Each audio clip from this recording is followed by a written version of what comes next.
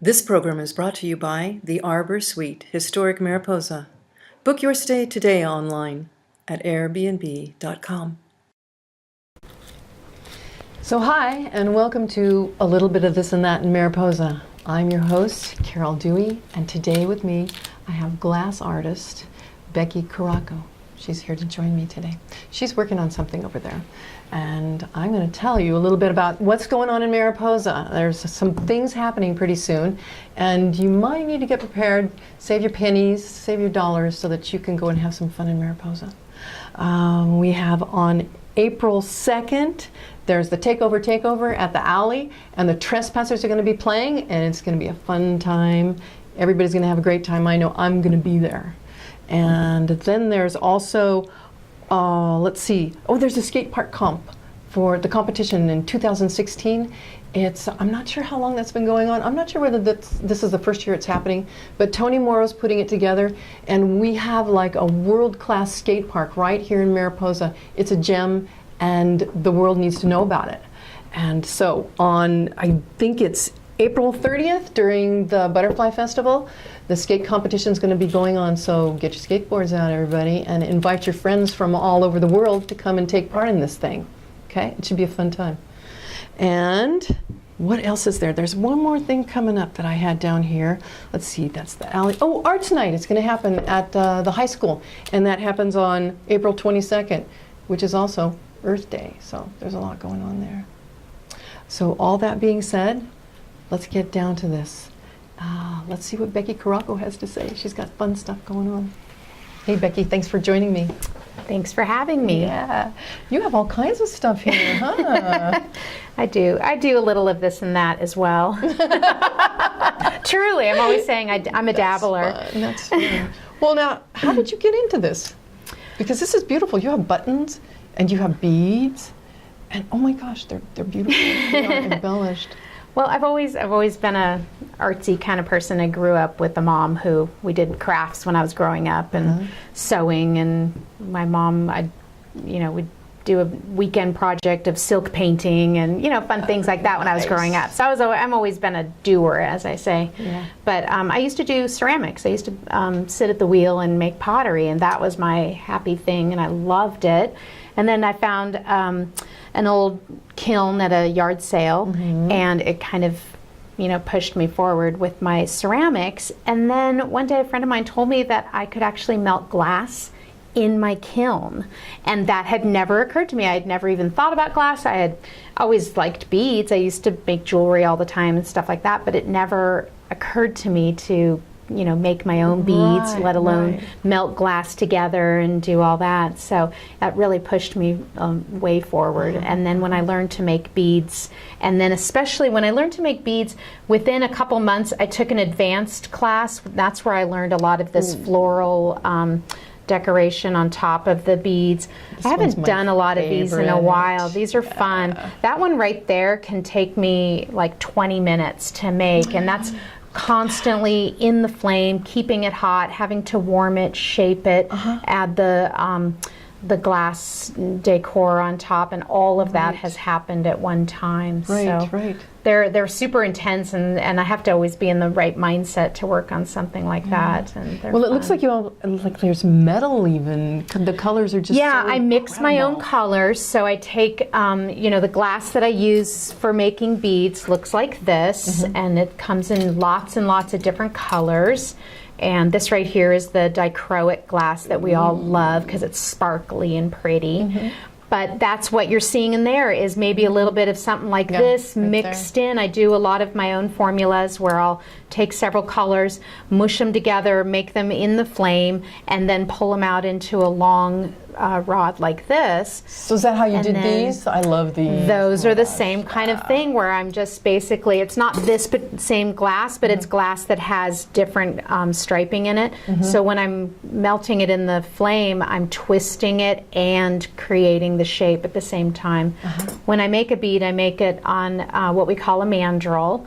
And this is just a piece of metal that's dipped in actually in clay, and that's what keeps the glass from sticking to the metal is that clay. And then when the bead is done, it's like this on a mandrel. Oh, that's sweet. And then Yeah, I butterfly. remove it from there, and then I can create jewelry from that.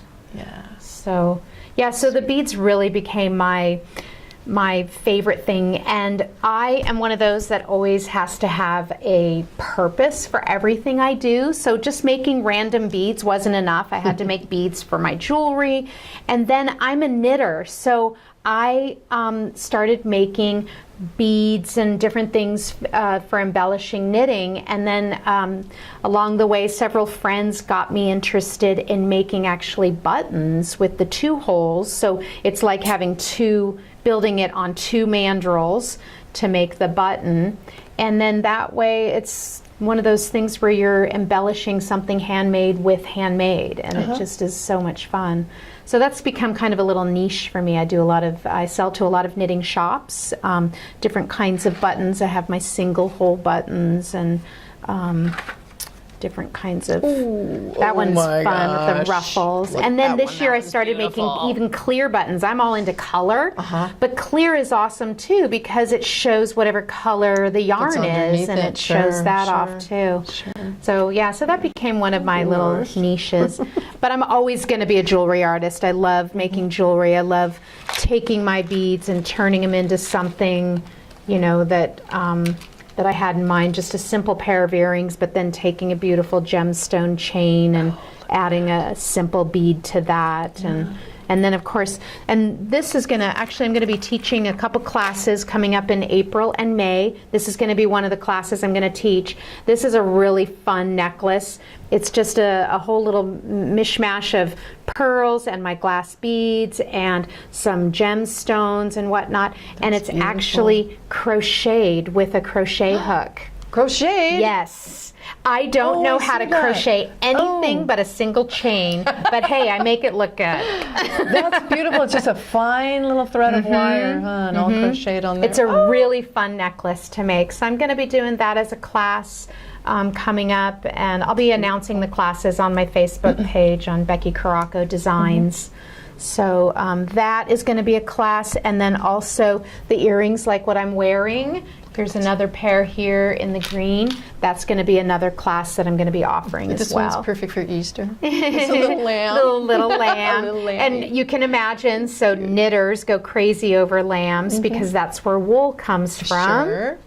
So this is actually a pin, but I also do sheep buttons as well. And this is a little horse, but I also do sheep charms as well.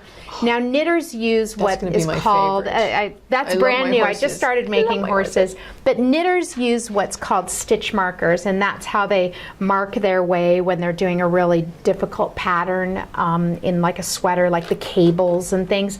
So they'll mark their way along and then knit it out as they go each row, and then they're done, and then you have your stitch markers again. And the new thing now is to not use just boring plastic stitch markers, but to have beautiful embellishments that you enjoy working with and looking at every time you come back around.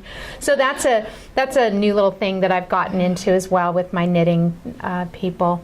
And the horse is one of them. He's a charm for non-knitters, and for knitters, he's a stitch marker. I might have to keep him. Well, it looks like you do beautiful things. Thank you. And can we get these locally? Of course. So most people know that I have been at the Mariposa Marketplace for many years, actually since they opened 7 or 8 years ago. It's right across the street, right here in downtown Mariposa. And you might even catch me there. I'm only there a few times a month, but I have a nice little sampling of things. And then of course I have my studio out at my home, and anybody can come out and, well, call me first, of course. Call me and come out, and I do a lot of designing of special things with people, and that's where I'll be holding my classes as well. And excellent. And you're going to be a part of the Rotary's Art and Wine Festival too, aren't you? I am. I did it for the first time last year, and it was really fun. I've actually wanted to do it for years and years, but the dates have never lined up properly with, you know, the things in my life. And so it's really fun because I actually do demos as well. I bring my little portable torch and do demos, and it's always amazing to see the looks on everyone's faces when they see see glass melting right in front of them. I've always enjoyed it. I always It's liked fun. it. Yeah, it's very interesting. I make my worst beads though when I'm demonstrating. Those are the so you giveaways, know, right? yes, those are the giveaways. So everybody line up and yeah. I do. I give them away usually to the kids because they, you know, when I'm talking and when I'm trying to find the flame because the wind will blow and the flame will Right. go all over, and it's hard to see when I work outside with the torch because it pretty much becomes invisible. Right. So I make pretty bad beads, but you can at least see the process. Well, thank you, Becky, and hopefully everybody will get down to the Arts and Wines Festival and be able to see her in the process of making something beautiful. As for me, I think I have to take this home. You can have him. Thank you. You're welcome. And thanks for joining us on a little bit of this and that in Mariposa, and we'll see you again soon.